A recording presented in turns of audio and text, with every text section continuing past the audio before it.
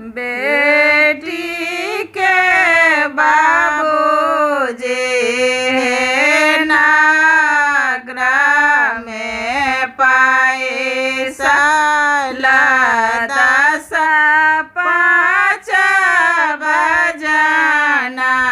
बजाए बेटी के बाबूजी नागरा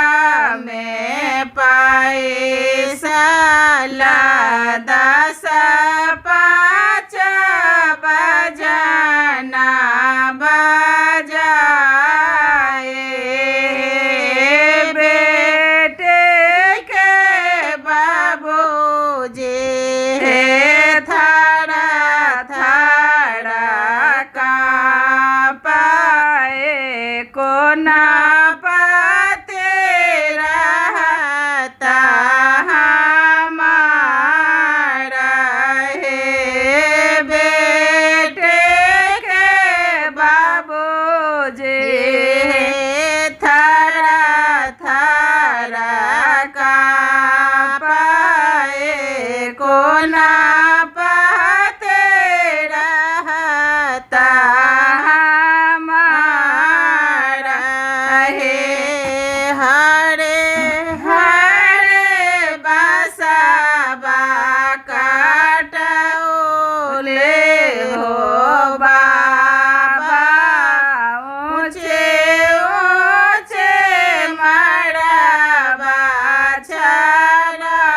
चढ़ाओ है हरे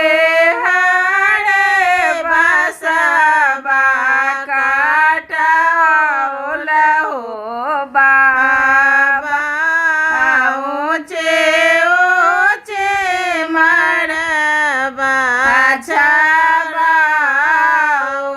है मरवा के चारों ओरे मोते लटकाओला मंडप देलन सजाए मरवा के चारों ओरे मोते लटकाओला मंडप देलन सजाए